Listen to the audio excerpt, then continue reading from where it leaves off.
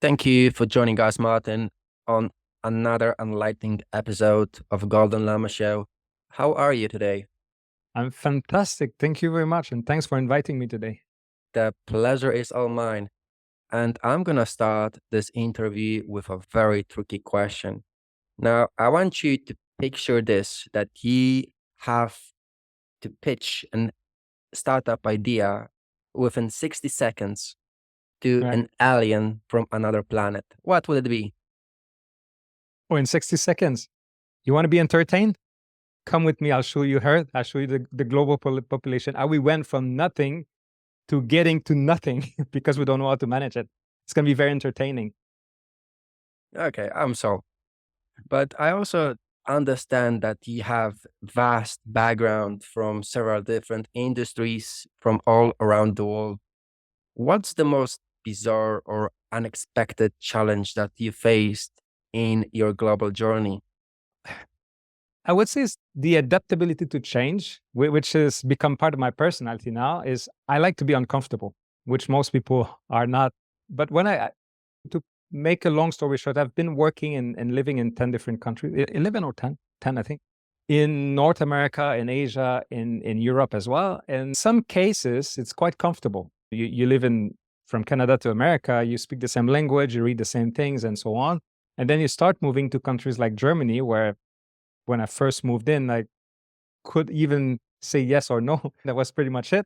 And then you adapt over time. But it went to a point where working in Asia, for example, I've been sometime in Myanmar, for example, where you cannot read the language, you cannot speak the language, you cannot understand the language, and you're probably one of the only stranger or foreigner in that country. And meanwhile, you still have to make it there and make it happen. So it's quite uncomfortable, quite bizarre as a feeling, but it's quite rewarding because as you go through these situations, you become very, very confident over time to say, there's nothing's going to stop me now. If I can go to this situation at that time, and by the way, Myanmar is also in civil war situation, so it's very, very uncomfortable. I like to be uncomfortable, so I create that for myself. I have this thesis always in the back of my head that business people actually go out to the world to test their ideas and execute them because deep within, they have been dealt cards by the god, and one of the cards is that they are not enough. So they want to prove their worth to the world, and sometimes they will achieve that, sometimes not. And Yeah, obviously, since this is your starting point, you could say a software installed in your computer called the mind, no matter the input, the output would always be faulty. So sometimes it thanks. works, sometimes it doesn't. You're absolutely right because I work a lot with entrepreneurs, new entrepreneur or even season one, and it's a common trait. Entrepreneurs, they are rarely confident. Um, they want to explore more, they want to test more. They're not sure if it's going to work or not, but they still do. And that's a good thing, actually, because they have this feeling of, I haven't achieved it yet. Like they have the imposter syndrome, what everybody knows. You try to do something and you're not comfortable that you can achieve it. You say, who am I to actually do it? And am I even better than anyone else? And this is the fine line between people who just give up and people who say, okay, why not me? I'm going to go it and prove myself.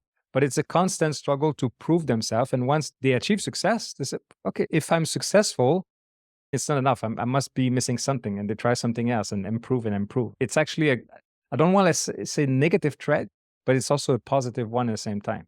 It's quite common with business people.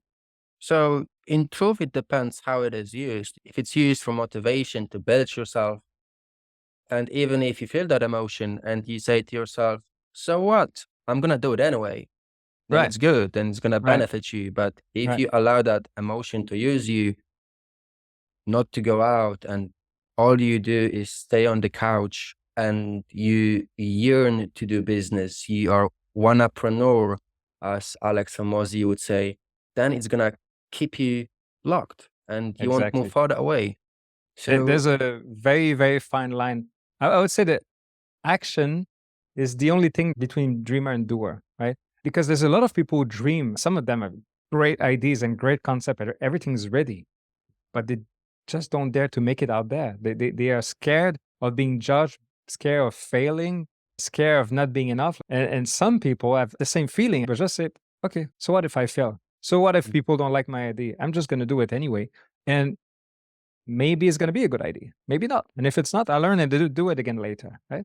Yeah. Embracing failure seems very critical for business success. Yeah. But I'm speaking from also my experience. I had several businesses. Hmm. The first one, if I recall correctly, was a startup in food industry, and I failed completely because I had no knowledge, experience whatsoever.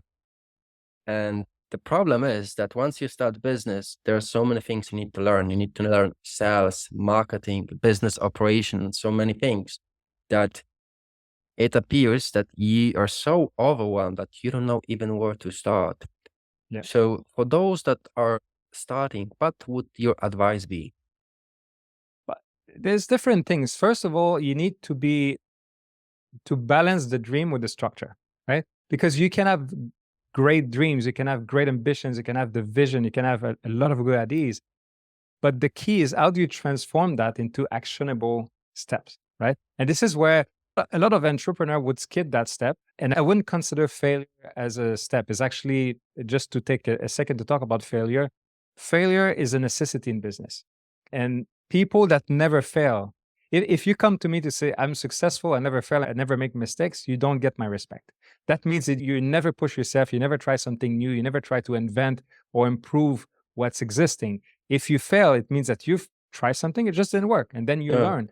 And when it hurt, you learn much more than if you read a book or if you go to school for 4 years degree, right? You're going to learn a lot of things on paper, but it means nothing. But if you fail, that hurt. And when it hurts, you learn how to do it. So failure is quite important.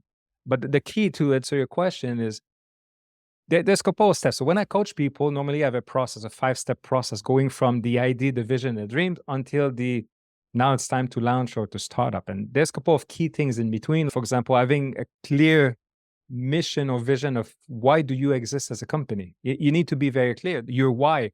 This is why the customer would buy from you, who you are, why you're doing it. Then it goes to a business model. That's a step that many people forget. They just want to get to the budget and launch it. But you need to understand, Uh, who's your customer, who's your target, why would they buy from you, what problem are you solving, and how, and very important, how will you monetize that? And people don't give enough thought to these processes. And then the closer you get to launching, the more complicated it gets, the more complex the planning, the budgeting, the business plans. It's a very boring part of doing a business, actually. It's intensive, it's complex, it's not fun. So people skip it and start a business. And then they fail because they mm, haven't thought it through. They like cash flow management. How much money do you need to keep you afloat until you succeed? Who exactly is your customer? How you target them? How you talk to them? How do you sell? To your point, you don't need to be a master, but you need to understand uh, product development, sales, and marketing, and operation, and all these things. The finances, it's the backbone of your business. Many mhm. people don't even understand what a P&L is, and they fail. Right? There's a lot of key steps that I teach or I coach when I do the business coaching with people. From the idea to the implementation, there's a lot of effort that you have to do before. It seems that we are so focused on the goal that we forgot the journey is what it takes us to the goal. And sometimes the journey is more important than the goal itself. Yeah. And you mentioned that failure is important. And I also do agree with that. I do believe that healthy relationship with failure will teach you so many things. Instead of doing what many people do, they do their weekly wins.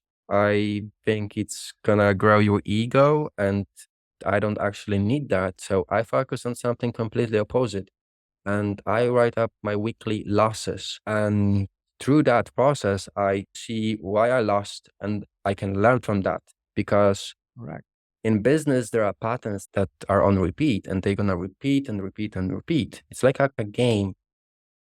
And if you just don't know how to go through one level, you're gonna be stuck completely on it. Yeah. You And need this to is, understand every single level. Why, not only why you fail, but also why you succeed. That's yeah, also people come. I most of the people I talk to, they never thought about this. Say, yeah, I'm learning from my mistake. Do you learn from your success? How did you succeed? Do you understand why? Because that's going to help you move to the next level, right? The same as the failure. Can you share a story of one of your most inspiring clients that have achieved success? I will explain one which is in process right now. He's an older man, he's 60 plus, and he's a man that has been a failure, according to him, all of his life. So every single things he's tried, every job he had, he's still thinking to this day, at 60 something years old, that he's a failure, right? And he's an artist. He likes to draw things as mix the digital and the contemporary artistic image and pictures. And he reached out to me at some point and said, I'm close to retirement. I never achieved anything. I would like to get something done at least to live from it in the next couple of years for retirement. So we start working on it. And the first thing that I've done with him is working on this mindset. And in business, the mindset is the most critical thing. If you think you're a failure, if you wake up every morning, you think you're going to fail, I guarantee you will fail, right? So we've done a lot of work changing the mindset and looking into different perspective of why, like we said before, this failure is actually a step toward something else. And everything that you've learned, you have to be intentional everything you do. And we went to a point now, and we still have this coaching program, if you say, but he went from a very, very, very unconfident person to, shit, I'm going to lose, I'm going to waste, not lose, I'm going to leave my job in the next month because I'm fed up. I just can't do it anymore. But he has this confidence level now to say, I know I'm not ready, but I know that I can do it. And we start working on his ID generation, which is also one of the most things that people say, I'd love to do a business. I just don't know why, or what should I do?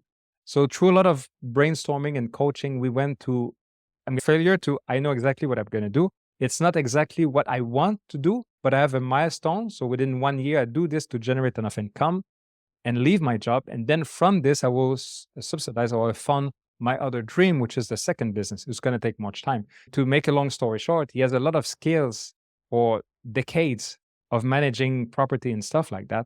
He knows, and there's a huge demand in the market, and he's underpaid for what he's doing. So now he's going to start his consulting service, recruiting other people for the part he doesn't like to do, the sales part, and he's going to provide advice for people. He will probably make, according to the estimation, probably make double what he's doing now as an employee. He's going to manage just the part that he likes to do, and he's going to end up having a business, which is success. So we're working a lot of his business model right now and his business plan. But for me, the success story is going from a bad mindset to a confidence level that I can do this. Yes. From fixed growth mindset Right. and working on your own terms is always a big thing. We discussed flexibility. We discussed value of embracing failure. Do you think there are any other traits that you believe are non-negotiable for success? Resilience. I would say resilience. If I look at the people I coach normally, the great majority of them will never make it to launch a business. Because from the aspiration, yes, it looks good, I want to do it. And then they start having the dreams and generation of ideas, and that's exciting. And then, whoa, now we get into the business model. Now you need to start working. You need to do the research. And then you start the business model, realize, oh, this business maybe not viable, or it's nice, I'd love to do it, but I cannot generate enough income for it. So then you need to go back to drawing board and rethink something else. Or then you go to the business model, you start making the plan, and financially it doesn't work out. You need to rework. So there's a lot of work. And the closer you get to launch, the more work you need to involve yourself. And you're going to fail, and you're going to repeat, and you're going to learn. And then at this stage, people start giving up. So there's a lot of aspiration, but aspiration without resilience means nothing. You're just a dreamer. You're just a dreamer, basically. You're not an achiever.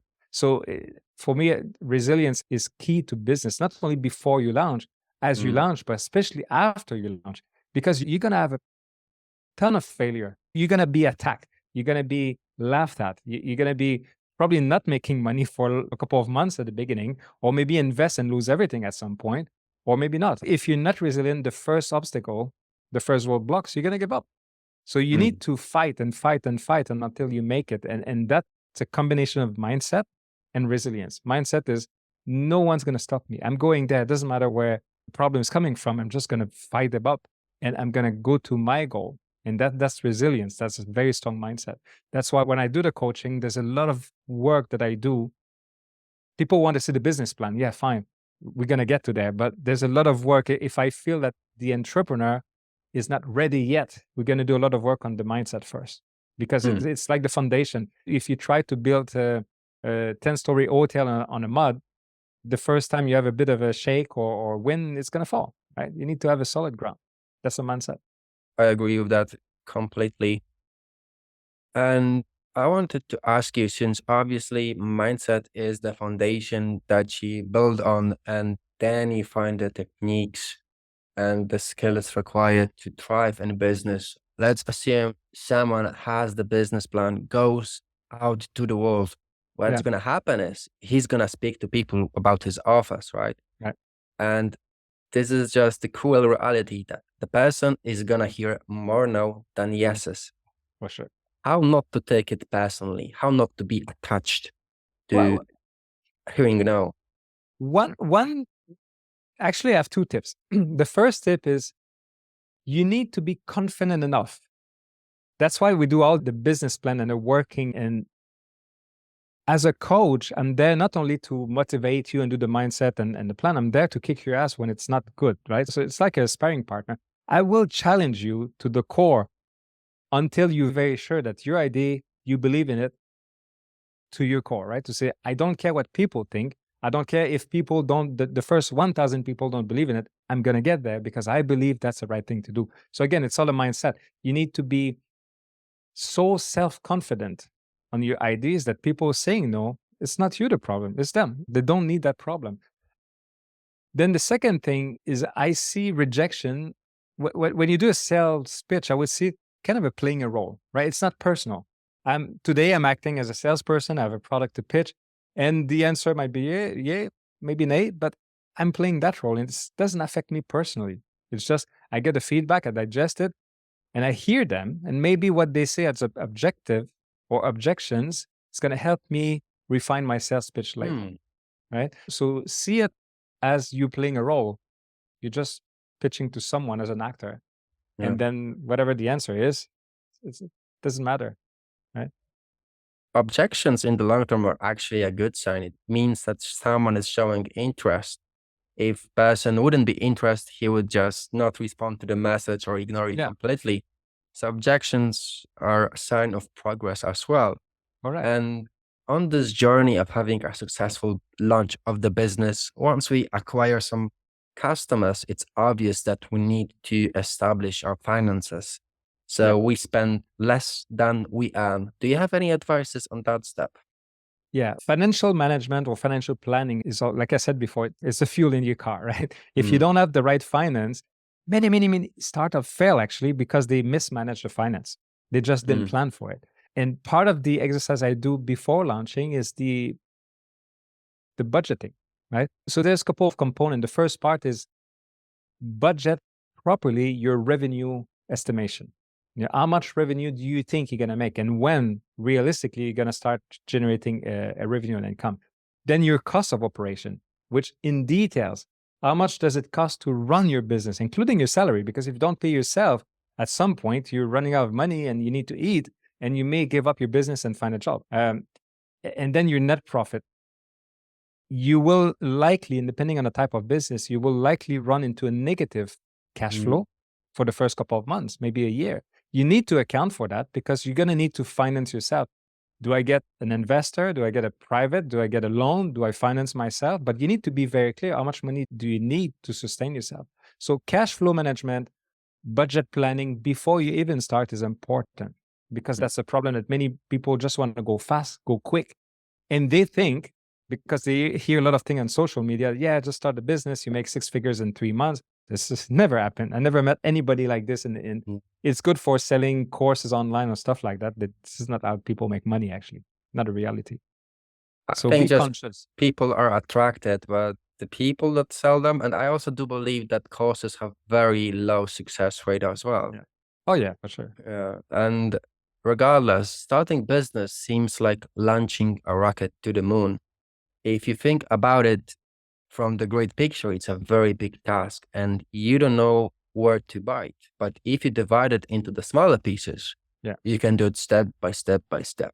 Yeah. And once you have the finance in place, and if the entrepreneur is on that stage, it's time to scale. What can you advise us on scaling the business?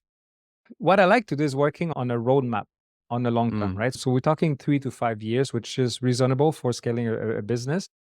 What I advise people to do is start with what is the intention? What do you define as success? For example, mm, in 5 years, this is where I exit my startup and I start making my cash out and everything. In 5 years, what the business will look like? How many product will you sell? What is the assortment, the services? How many revenue? How many incomes you make per year, and so on and so forth. Then you break it down. Okay, so to achieve that, what is year 4 and year 3 and year 1? And then year 1, you break it down in quarters and in months and weeks. And then you define for every single piece. The closer you are, the more details you are. The 5 years is just an assumption at this point. But you break it down in small details about what is it that you will achieve to get to your goal.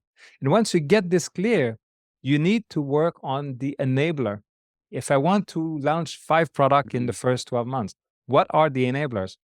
What are the stuff I need, the finance I need, the mm. research I need? So you need to think about the enablers, and to get the enablers, what does it mean on the budget or financial planning? So everything fits in. It's like a big puzzle, right? But you need to go to get from the big picture to the smaller one to the smaller one, and you break it down in the tiny space, and you take one step at a time. When you go to that level to say, okay, now I break it down what I need to do this month, you break it down by week, and you ask yourself that question: what do I do today? Mm. What actions do I do today to achieve my goal of this month? And tomorrow, what did I do tomorrow? And the day after, what am I supposed to do? Right? So one little step at a time. The smaller the step, the better it is. Easy to digest, easy to execute. And then you get there. For someone that is just starting out, what's the one piece of advice that might surprise them, but is crucial for long-term success? Make sure that your personal vision align with your business vision. The one thing that people give up or burn out or fail is they become a slave to their own business, as opposed to have a business that support their ambition. So I give you an example. Another person I coached who gave up at some point, but when we start discussing, she came up to me and said, "I want to start my accounting business." Okay, fair enough. So I asked a couple of questions on the assumption. I said, "Why accounting?" She said, "Because when I was young, my dad says, you're the clever one in the family. You're going to study accounting." So she studied accounting and started working in accounting for 20 years. And I asked her the question, "Do you like it?" She said, "No, how? I hate accounting." So why the hell would you start a business in accounting? In 2 years from now, you're going to be working at something you hate, much more hours for less money. Mm, For what? So people don't realize they make the mistake. They fall into a trap to say, "I want to start a business now. I'm going to start with what I know." But it doesn't mean that what they know or capable of is what they like. So the big exercise in my coaching program, we always start with, what is your personal vision? Who do you want to be in 5 years? Because when you start your business, when you start developing a business model, that business should support your ambitions and lifestyle in 5 years. It shouldn't enslave you into not realizing who you want to be in 5 years. And that's a big, big advice that I give people. And that's a step that many people forget or even don't think about or even don't want to work on, because it's tough working on yourself. It's self-growth, it's self-reflection. And some people are saying, "Oh, it's too esoteric for me. I just want to go to the business plan." Fair enough if you want. But I'm telling you that it might not work out in the long term. It might work you will be launching a business for sure. Are you going to be happy about it? That's questionable. So we're circling back again to mindset. Have you Right. observed that it is a bit funny that people quit their corporate job to be free, start their business, and get huge loans so they become slave to the business? Right. And people in corporation actually want safety and they can be fired from the corporation any given day. Yeah.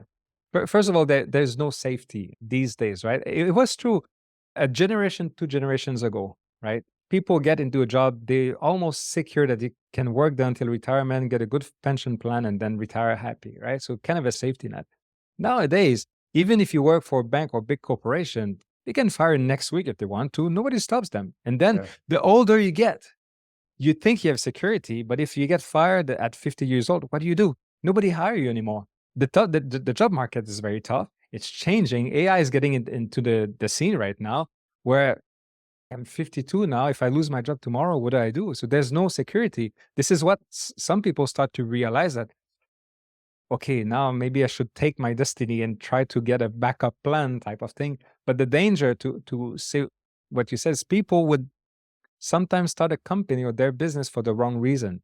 They start because they're fed up and or they just lose their job and say, okay, I'm going to start a business.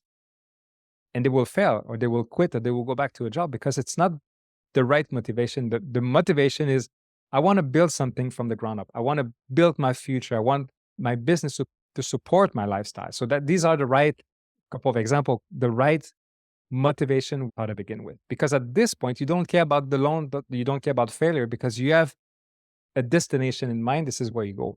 But if you start the business because you hate your boss, it might not work out. Yeah, Yeah. yes, you escape for a while, but you're going to be slave for probably worse, most probably worse conditions than if you keep your job or find another one, right? So That's be exactly mindful true. of the reason why you want to start a business. And that's a question I ask also all the time. When people, I do normally an exploration call the first time and ask the question, why do you want to become an entrepreneur? And people come with all the bullshit. Yeah, I want to give back to my environment and society. I want to make a difference. Blah blah. It's not true, right? You want to have a good lifestyle. You want to make money. Be true to yourself. People sometimes they want to do something because they have the social pressure. People expect if you have a business, you are expected by society, by your family, by your friends that yeah, you need to make a difference and give back to others. Blah blah. Yes, if you can, you do, and if you like it, you do it. But it should not be it's not your motivation, it's your society motivation. They dictate your life all your life. So that's your time now to define who do you want to be and for what reason. So why do you want to become an entrepreneur? That's a question to ask yourself. Talking Because about yeah, society programs us to believe that in order to achieve success, you need to work 24/7. There are many digital marketers that say the same thing, work as much as possible. And if that is what you're going to do, eventually you will find success. Is that something that you also believe? no. Actually, I think the major problem today in society and in business in general is we let people define success for us. Right? If you go to America and if you go to UK and Canada, people define success on how big is your house and what car do you drive, right? And are you promoted? What is the title you have? So people define success on these little things. I tell you my definition of success.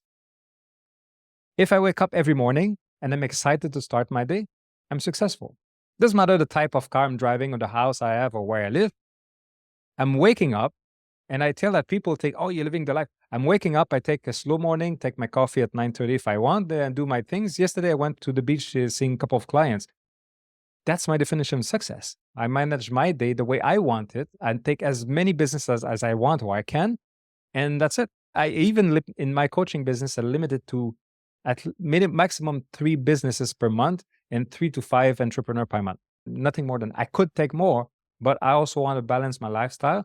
And I'm true to my definition of I have a life that I wanted to have 5 years ago, and this is where I am now. I don't need to have a big car. I don't need to have the big house. But the society puts so much pressure from the day you're born. You're a kid, and then they tell you you're gonna go to high school, then you're gonna go to a university or college. You're gonna graduate, then you gotta find a job, and then you have a spouse or wife or husband. You need 2 kids and a big house and a car, and then you get promoted by 25, and by 30, if you're not married, what are you doing?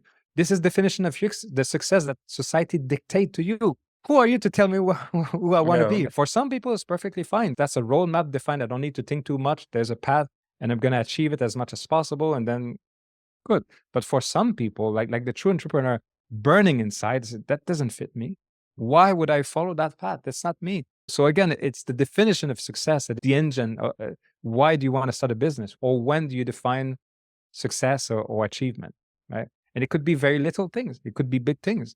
If it could be, I'm going to have a unicorn, $1 billion company. For me, that's success. Yeah, good for you. Then you're going to build your plan accordingly. Yes, you may work 24 hours. for 6 months or 6 years or 12 years, and then you're going to exit and sell everything out and cash out. Good for you. That's your definition of success. But you cannot have conflicting definitions. Some people say, yeah, I just want to work 3 days a week, live in the north of Thailand, and enjoy my coffee every morning. And I want to have a startup that make 1 billion in 3 years. I think something doesn't work, buddy, right? You're going to have to think it through. You can have all you want, but there's a cost for everything you want. You just Yeah. need to figure out if it matches or not. Actions always have consequences. Yeah. And we just cannot dwell. You mentioned about business meetings. How much of a value have preparation to be successful in those meetings? It is crucial to do the homework, because when you come to a session with me, my job is as a coach is to challenge you, to change your mindset, to support you, to give you the skills, to give you the tools, like a sparring partner, basically. But you need to do the work, right? The thing, I will never guarantee you success. I will never tell you, you're going to do the coaching with me, you make 6 figures in 6 months. I cannot, because the reality is you have to do it. I will not do it for you. I will show you how, I will coach you, I will guide you through, but you do it. And that's a problem I have with people guarantee you on social media, take my course and you make 6 figures in 3 months. There's some people just going to read the course and expect something and nothing's going to happen. And you have people that don't take the course, just watch a couple of YouTubes and TikTok and going to be very successful because they do the work. So doing the work and committing, be intentional of achieving it, that's fine. On my program, we normally meet once a week. Between sessions, you have homework to do.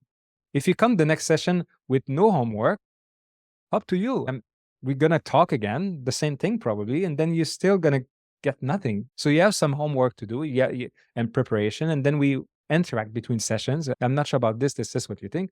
Fine. But you need to do progress. It's really up to you. Yeah. There's no magic solution.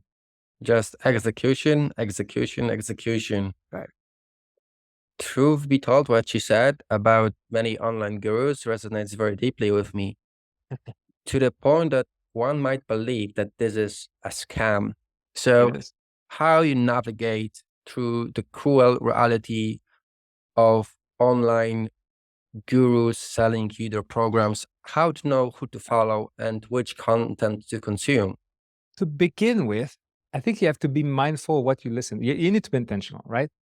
Do your research. If someone, my rule of thumb, if it's too good to be true, it's probably too good to be true, right? To begin with, if someone, I give you an example. One that I've seen was ridiculous. The guy says, I took $100 and make $10,000 in 1 week. Then I start doing the math. This is 1,000 times, right? No, it was 1,000. Yeah, it was this 100 times. So then I try to figure out if second week I take 10,000 and do 100 times is 1 million. Yeah. Then the third week is 1 million is 100 million. And the fourth week is 1 billion. So you're telling me I give you $100 bill, and by the end of the month you give me $1 billion. Is that right? So sometimes it's just common sense. Listen to what they say or they claim, and then look into their profile. Yes, they're going to show off, they drive big cars and so we start talking to them. How do you make money? Because they're not making money by doing what they're claiming. They make money by selling the courses of 5,000, 10,000, and they find suckers to pay 2-3 times per month. And yeah, of course, I make 6 figures a year. I'm selling e-courses, and I'm teaching you how to sell courses. It's kind of a pyramid scam. So be mindful, doubt everything, and then if it's expensive and you just have to read something, buy a book. Go on YouTube, it's free, right? Service where people come, like similar to coaching. I don't want to sell my coaching for that perspective, but in that case, it's a face-to-face. It's a tailor-made solution for you. It's not something that I make and sell you and then promise you. And if someone promises you something, that's a red flag. If I promise you, you read or come to my course and you'll be successful, that's a red flag. If you register with me for a coaching session, I will never promise you. I will promise you to give you all the best and bring you to your success, assuming that you do the work. But if you're not ready to work, I'm sorry, you're just going to waste your money and waste my time. So yeah, there's a lot of scam out there, unfortunately. And the problem is, because of the education system and the society, people are led to believe this is true because the social media is the reference now. They see So many people living the life and rich and traveling all the time, and the only thing they do is on the beach with their phone and affiliate marketing and stuff like that. It's just not true. But Yeah. there's so many of them that the eager people will believe that. And when I meet, I call aspiring entrepreneur, actually three groups of aspiring entrepreneur. You have the one that talk about starting a business 10 years ago, and then 10 years from now, they still talk about this because they want to, but they're not ready to make the actions. Then you have mostly the younger people. They're so eager to be rich fast that they will believe it. And they will fall and they will pay these courses and be disappointed 1 time, 2 times, 3 times. And then they come to me and say, I don't believe that you can do it for me. I will not. You will do it for you. And then the third one, which I like, is people that they will do it, but they're not naive. They will ask a lot of questions. They will be interested. What can I do to do it? So these are the people I like to work with. The naive people, whatever happens, the new things, the new trend, they're just going to pay for it and hope that they're going to get rich very soon. Like cryptos, yes, you can be lucky. Like crypto, 1 in a million get lucky and get very rich with it if you were the right time and the right process. But many, many, many people lose everything, but they never brag about it. Nobody talk about it. And the rest of people want to sell you crypto because they take your money and invest on your behalf and then make the profit, and this is how they make the money, not their money. So the naive people go where the grass is greener, as it's called the shiny thing syndrome. Do you have anything to say to them to wake them up that the grass is green where you put the work in? People don't want to be waking up. They're going to wake up at some point where they fail so much.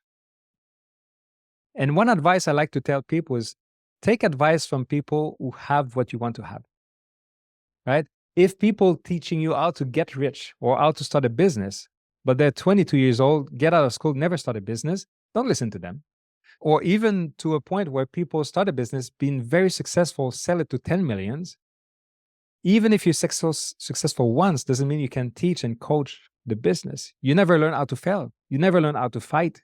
You never learn how to struggle and how to build something from scratch. So look into who want to give you the advice, even if for free. Human nature, people want to give advice for free all the time. It's a good intention. But most of the people are not qualified to give you advice. The same in relationship. You get advice from, oh, you should do this with your relationship. Bro, you're single. What makes you an expert in that matter? The same thing on businesses. People, yeah, in your business, you should do this and sell that and approach it this way. And this is, you don't have a business. How? I will listen to a couple of things. You might get some ideas, but you're not going to teach me how to do things. Listen to the people who have what you want to have. That's the advice, right? And this is where the green is grass, and the people who have the green grass, the real one will tell you, yeah, that for 10 years I struggled and had the pain and lost money and lost my times and worked 20 hours a day for the last 6 months to make just a bit of a profit. This is the reality. It's a harsh reality. To become an entrepreneur, it's not easy. It's very difficult. Rewarding. I also do believe that if a person really did find a money printing machine like that, he wouldn't share it with the world. He would stay Exactly. very silent with it and Exactly. just keep it to yourself.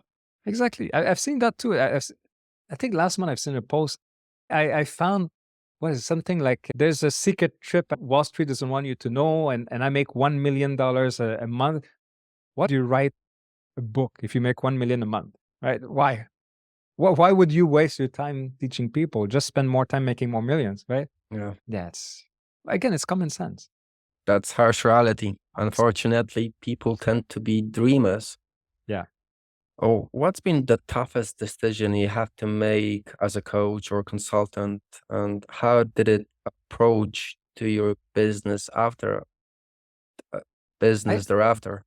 as a coach, a couple of times I had to give up clients. Like I, when I do the coaching, it's yes, of course I charge money for it because that's my job and I want to eat also.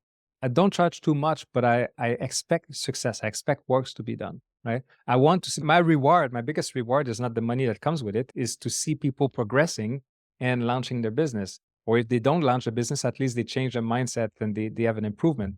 But if you come for 2, 3, 4 times and do nothing, I have to chase you for the appointment that you forgot to show up, I'm just going to give up on it. Doesn't matter if you pay me or not. So it's a hard decision to make. but I think it's good for both of us, for me and you as a client. Yeah, Business is not for everyone. it's not. But at Um, least the good thing is, I would say, I would estimate maybe 80% of, I don't want failure, but people giving up. But I have to give them the kudo that they are trying to mm, do something. They may realize later that, you know what, it's much more work than I expected, or it's not what I thought it would be, or maybe I'm not ready yet. That's fine. No problem. You've tried something. Yeah. But if I, you dream, never do. I Don't think worry. it's with all the skills that we learned that most of people fail, and this is just the harsh reality of mathematics. Yeah. Maybe 20% of people do succeed. Yeah. And what's important is actually to study their behaviors to see how you can succeed as well and emulate those traits Yeah. that you want to have within yourself. But speaking about the future and future of business, Yeah. especially in the sectors that you have worked in, where do you see the biggest opportunities and challenges? Two opportunities on the spectrum. Yeah, especially now with the new technology, AI is booming faster than everybody can think of. And I use AI every single day, and every single day I use it as, oh, I can do even more with it. So it's a beautiful thing. People are afraid, but it's actually a fantastic tool to use it if you can adapt it. So I see a lot of potential jumping ahead of the train and adapt to it. Meanwhile, I see on the opposite way, because everything is becoming so AI digitalized and personal, that there's still going to be a bigger need, I think, for the human interaction in the future. And this is where I see one of the reasons I decided to do coaching full time now is I can, in my capacity, I can merge both. I can adapt easily to technology, especially for businesses, to make them adapt to changes and to progress with the reality. Meanwhile, there's a human touch of it. It's not you read a book or you go a class online and learn and good luck, Chuck. No, I mean, we're human. We're gonna need human interaction more and more and more, especially now that I'm not sure what's gonna happen in the job market, but there's scary numbers out there that within the next 5 years, 70% of the existing job will be replaced by AI at some point. So if you're not ready, if you haven't thought yet of entrepreneurship or at least doing something or monetize your skills, then you might end up in a situation where what do I do now? And then the human factor, do I ask AI, how do I get a job? No, you're gonna start talking to a human. You're gonna start having an interaction with someone. And unfortunately, as the younger generation now, they're grown up with a screen in front of their face. They don't have necessarily the skills to speak to a human being. Like we talk about mindset all the time today. ChatGPT is gonna change you, right? It's gonna be a human being challenging you, making you see perspective, sharing their own experience. That's a human thing. And mindset is the basis of everything. So I see a lot of potential of people doing work. It could be coaching, could be something else, but human related, because that's going to be lacking very soon. Meanwhile, if you're more into the tech and evolution and working alone, especially for solopreneur, it's a great time to be solopreneur and become millionaire because you can use everything AI if you want and develop a super big business. You don't need to even talk to anyone if you want to. Sure. In the end, the most important asset to any entrepreneur is his mind. So we need to use it wisely. And for our listeners eager to learn more from you or dive into any of your programs, where can they find you or connect with you? I have a basic website, which is Essence Mentor. I have a Facebook account too and LinkedIn account. So people can reach out to me. Normally, what I do is I do a free session, exploration session. So we talk about the objective because sometimes I also realize that people are not ready, or when I explain what it's going to look like, they say, maybe not for me. But when it is, then we develop the program. Again, it's tailor made to what they want to achieve, really. Some people are really to launch, they have the mindset, everything, they just need a business plan. And others just say, I want to have a business, I just don't know where. So reach out to me through the website or through the Facebook page, for example. I will book an appointment with you. We'll talk one on one. And as a matter of fact, today I'm launching a promotion which is about 30% off for the month of September. So whoever want to start that program, I charge normally for 3 months 1490, and it's 999 for the next 30 days. It's a great Amazing. opportunity for your listeners if they want to get into starting your business in 3 months. And if not, I just wrote a book in that process as well. So if people just don't want to commit too much and write, I'll put a link at the book too. It's called Bus Up, the guide of starting your first business, all the steps that you need to do, the mindset and the business plan model, everything. So if people just want to read a bit about how does it work, then it's easy read, maybe a 2-3 hours read max. Available Amazon, Apple, and a couple platforms. Cool stuff. Thank you for joining us today, Martin, and thank you all for listening, and stay tuned for another episode.